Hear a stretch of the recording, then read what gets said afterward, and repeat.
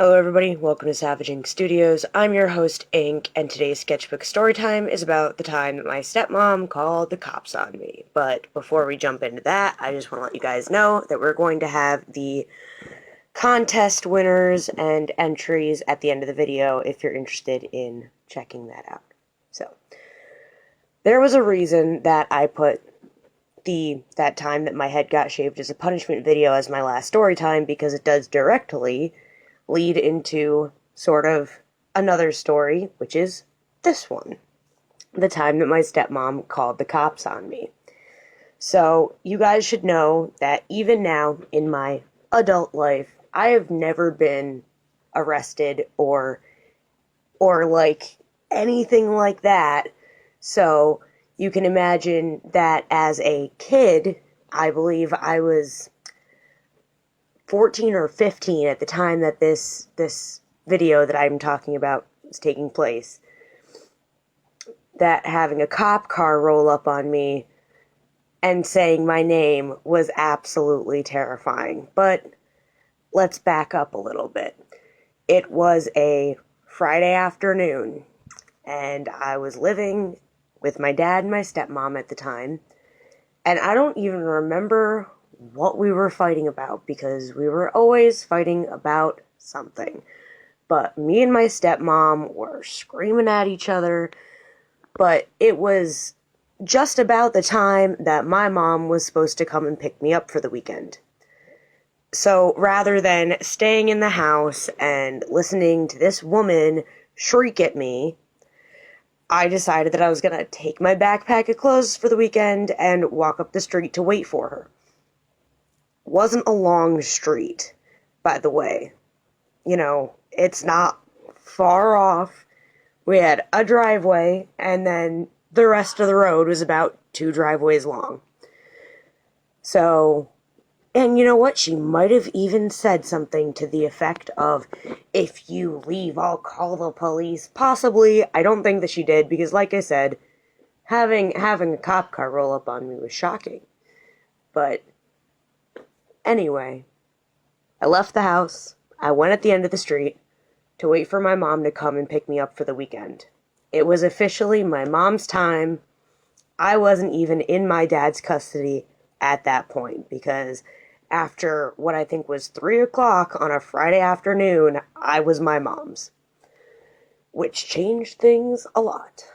So, I'm outside, pissed off, as usual, waiting for my mom to come and get me, when a cop car rolls up and asks me, "Hey, are you Savage Ink?"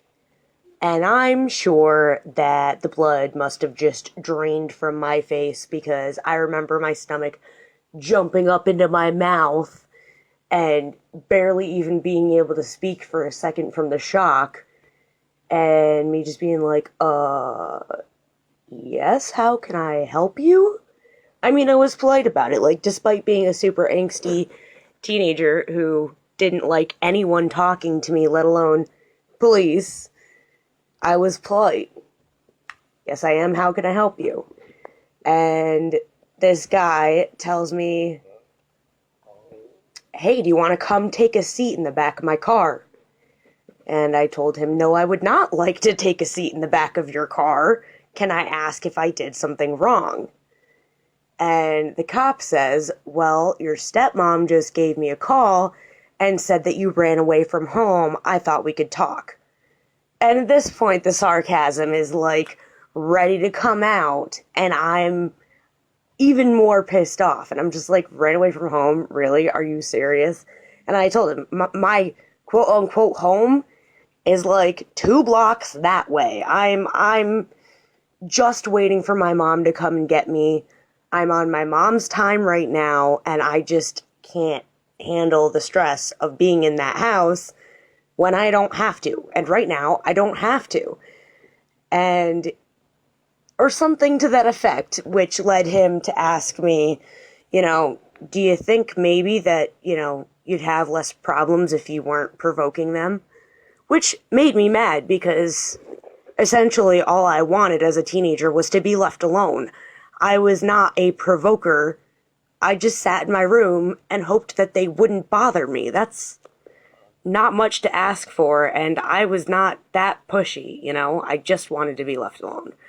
And I told him as much. And he had pointed to my hair, which was probably about what it is down here in my icon by then. I had grown out the front but kept the back short, and I was wearing a baggy t-shirt that said, "Starve the body, feed the soul," with a pile of skulls that had a Bible verse on the back, actually. But the font was so, like, sharp that you couldn't really read it. That I had gotten at Soulfest, which was the one social thing that I ever did that they approved of, because they wanted me to be a Christian. And I liked the shirt, because it was covered in skulls, but technically it was a Christian t-shirt. And I told him that too, because he had said, you know, the hair, the clothes, do you think maybe you're provoking them just a little bit? And you think maybe you're doing this to piss them off? And I told him, I got the t-shirt at a Christian gathering that they sent me to, despite the fact that I am not Christian. And I haven't grown my hair out since my stepmom had my dad hold me down and had a barber shave my head. And the cop's eyes just go saucer wide. And he's like, "No, that's not true." And I'm like, yeah, it is. My mom's on her way here. Do you want to ask her how it went down? And this guy just looks absolutely floored. Try to keep in mind, too, that this is like a really nice, rich neighborhood where kids don't look like me. I was the only kid in my high school who looked like me. The colored, funky hair and super gothy, that wasn't common in that area. So him seeing someone like that, I can get that he would think that I'm trying to provoke something. And yeah, part of it I was. But it also wasn't entirely on me. And shortly after that conversation, where he therein kept probing, you know, well, what else goes on there? Are you okay? And I'm just like, no, I'm not okay. I'm miserable. What's your point? My mom pulls up shortly after that, steps out of the car, and bless her heart, this woman goes, "What did you do now?" Like, I'm somehow always in trouble with the police, and definitely didn't make me feel any better about the situation. But the cop is completely distracted, not by what I did right now, but by what my stepmom and my dad were doing on a daily basis. And the cop walks up to my mom and says, "What happened to her hair?" And my mom, without skipping a beat, says, "Oh, you mean the fact that they held her down while a barber shaved her head while she cried and begged them, 'No, please don't cut off my hair'?" And he's like, "So it is true." And she's like, "Yes, it's true." And that was the beginning of me sitting in the back of my mom's car for the next half an hour listening to them talk from outside the window. And the cop tells my mom, "Don't bring her back here. Everything that she has been through is insanely abusive. She shouldn't be here. I don't think that she's safe here. So don't bring her back. And if they call the police on Sunday when you don't bring her back, I want you to give the police that show up at your door my number. They can call me and I will tell them why you are not bringing this little girl home. Immediately on Monday morning, I want you to go and file for emergency custody." And she did. And she got it. From there, it's a little bit blurry and confusing. There wasn't a real custody thing ever since then, because that was the first time that I got to move back in with my mom after my dad getting custody when I was in second grade. Although, in second grade, it was like a game of tug of war. They both wanted me and didn't want the other one to have me.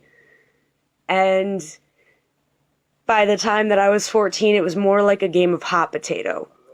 where they both wanted me when the other one had me, but as soon as they got me, they didn't want me anymore. So it was a lot of back and forth after that.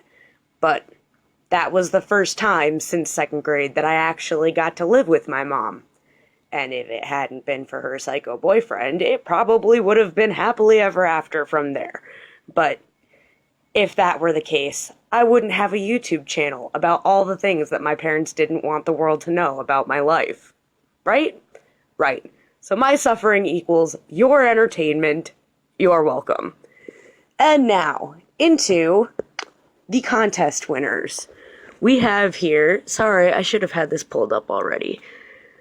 Our first place winner is El Madrista 2. Congratulations. Our second place winner is Jasper Is My Bay Oh Ooh. And our third place winner is Lemon Tart Sketches. Congratulations to our winners. Thank you for all of our entries. Here are all of the rest of the contest entries. Thank you guys for watching. You know the drill. Like, comment, subscribe, all that jazz. Questions, comments, suggestions, you know where to put them. And I will see you guys in the next one.